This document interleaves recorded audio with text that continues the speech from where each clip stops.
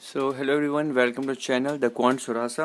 आज की वीडियो में मैं आपको बताने वाला हूँ कि आईबीपीएस आरआरबी पीओ के 2025 में जो एग्ज़ाम्स होने वाले हैं उसके प्रीलिम्स में क्या वेटेज रहता है, मेंस में क्या वेटेज रहता है और क्या स्ट्रेटेजी हो सकती है।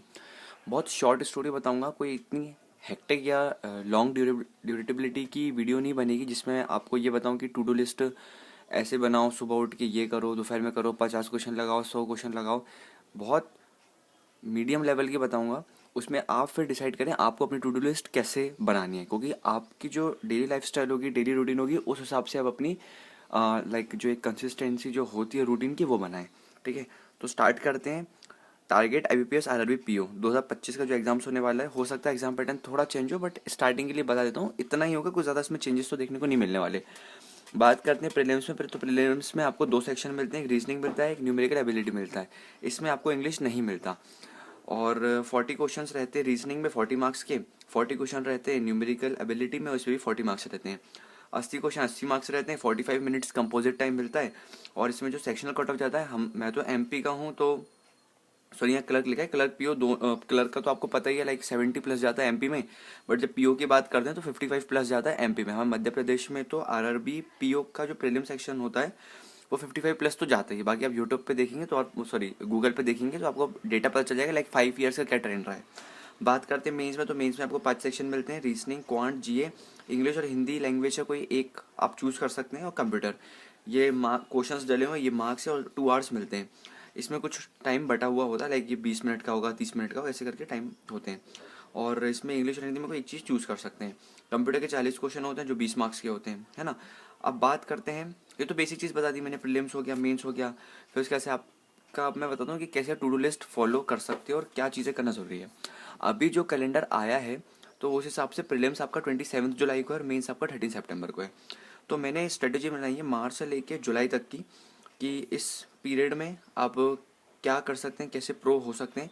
जुलाई में आपका 27 जुलाई को पेपर है, बट डेट्स 3-4 डेट्स होंगी, तो हो सकता है अगस्त तक भी हो जाए। तो उस आपके लिए बता दो कि प्रीलिम्स में क्या टू डू लिस्ट हो सकती है। प्रीलिम्स के लिए आप देखिए, कभी भी कोई चीज़ पढ़ाई आप जब कर दो ना, तो कम से कम 10 से 15 दिन का एक वेटेज लेके चलिए।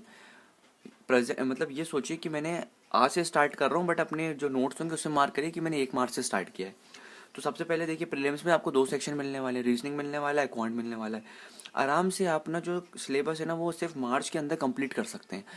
सिलेबस को इतनी मत करिए जैसे आप सिंप्लीफिकेशन पढ़ रहे हैं, या रेशियो एंड प्रोपोर्शन पढ़ा, अर्थमेटिक कोई भी टॉपिक पढ़ा, या सिलॉक्स पढ़े रीजनिंग के, ब्लड रिलेशन पढ़े। तो ज़रूरी नहीं 50-50 100-100 क्वेश्चन लगाओ, 5-6 क्वेश्चन लगा के भी ना समझ सकते हो, फिर डायरेक्ट मॉक पे स्विच कर लो। मॉक से जो होगा ना, आपको पता चल जाएगा कि प्रीलिम्स में कैसे क्वेश्चन आते हैं।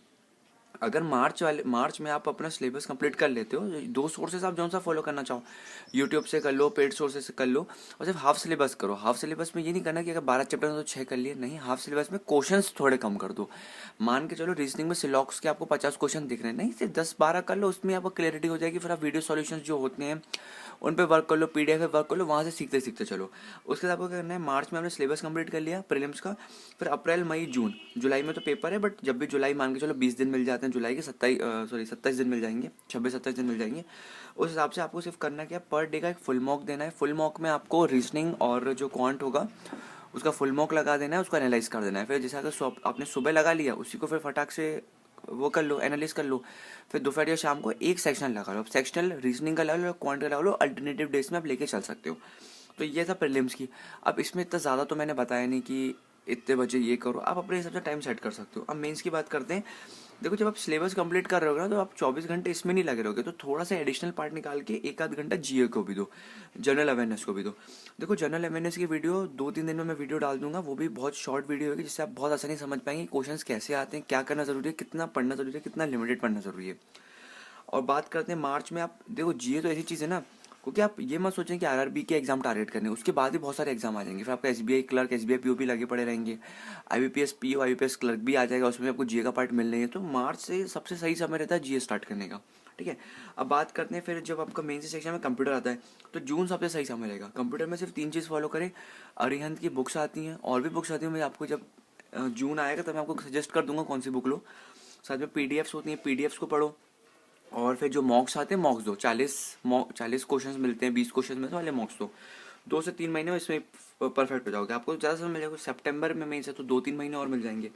अब बात करते हैं आपके मेंस में कंप्यूटर और जीए को हटाने का 3 जो टॉपिक्स होते हैं, रीजनिंग, क्वांट, इंग्लिश, इनको कैसे आप टेकल कर सकते हैं। तो देखो सबसे बेस्ट चीज़ ये रहती है कि अप्रैल जैसे टाइम में ना, जब आपका सिर्फ मॉक और ये सब चल रहा होगा, तो इसमें थोड़ा सा समय निकालने के बाद यूट्यूब पे जो वीडियो लेक्चर्स होते हैं, पेड कोर्सेज होते हैं, उनकी सिर्फ वीडियो देखिए। कोई नोट्स बनाने की जरूरत नहीं है, कोई 100 क्वेश्चंस करने की जरूरत नहीं है, सिर्फ उनको समझिए। पूरा 1 मंथ अप्रैल का जो होगा उसमें आप समझिए कि पेपर पैटर्न आता कैसा है, क्या करना जरूरी है, क्या चीज़ें होती, कैसे क्वेश्चन अटेम्प्ट करना जरूरी है। फिर आप अप्रैल का आपको जब मई आता है, मई में आप वीडियो सॉल्यूशंस देखेंगे। जो अड्डा के जो मॉक्स होते हैं उनमें वीडियो सॉल्यूशंस होता है, ठीक है। पीडीएफ्स होती हैं गाइड ली, उसमें वीडियो सॉल्यूशंस होता है। 50 डेज पीडीएफ आती है, उनको फॉलो करिए। प्रीवियस ईयर के पेपर्स देखिए। उससे आपको इन दोनों मंथ में क्लियरिटी हो जाएगी कि पेपर में क्वेश्चंस कैसे आते हैं, कितना पढ़ना ज़रूरी है, कैसे मार्क्स करना है, क्या स्किप करना है। ये चीज़ आप 2 महीने में सीख लेंगे। फिर जून, जुलाई, अगस्त, ये 3 महीने में आपको क्या करना है, क्वांट, इंग्लिश और रीजनिंग। अब इसमें हिंदी भी हो सकता है, आप जो सा चूज़ कर लेंगे। तो इसको आप स्विच करते हुए चलिए। मान के चलिए आज 1 तारीख है, तो आज मैं यूट्यूब से क्वांट की मेंस की एक क्लास देखूंगा और इंग्लिश और रीजनिंग के ना मेंस का सेक्शनल सॉल्व करूंगा, ठीक है। तो अल्टरनेटिव डे में चलिए। अब आप ये सोचेंगे कि ये भी करना है, ये भी करना है, तो देखो ये जो चीज़ शुरू होगी ना, ये जून समय में शुरू होगी। और जून में आपका ऑलरेडी इतना वेटेज हो जाएगा कि आपको इसमें सिर्फ 2 घंटे देने देंगे। इसमें 2 घंटे देने हैं या आपका 1 घंटा, तो 3-3.5 घंटे आपका प्रीलिम्स और half of the part of mains cover होगा। 8-9-10 घंटे रहेंगे जिसमें आप ये कर सकते हैं। मैं सेक्शनल भी इनकी बात कर रहा हूँ, इसमें आपको खुद से सॉल्व नहीं करना। वीडियो सॉल्यूशन वाले सेक्शनल देखिए ना, उससे करते हुए चलिए तो ज़्यादा इंप्रूवमेंट मिलेगा, आपको टाइम भी वेस्ट नहीं हो पाएगा, ठीक है। बस अपना प्रॉपर एनालिसिस करिए। अब इससे ज़्यादा मैं आपको कुछ बताऊँगा नहीं, क्योंकि मतलब ही नहीं है। ज़्यादा पढ़ने से ज़्यादा बेहतर है कम पढ़ो लेकिन डेली पढ़ो।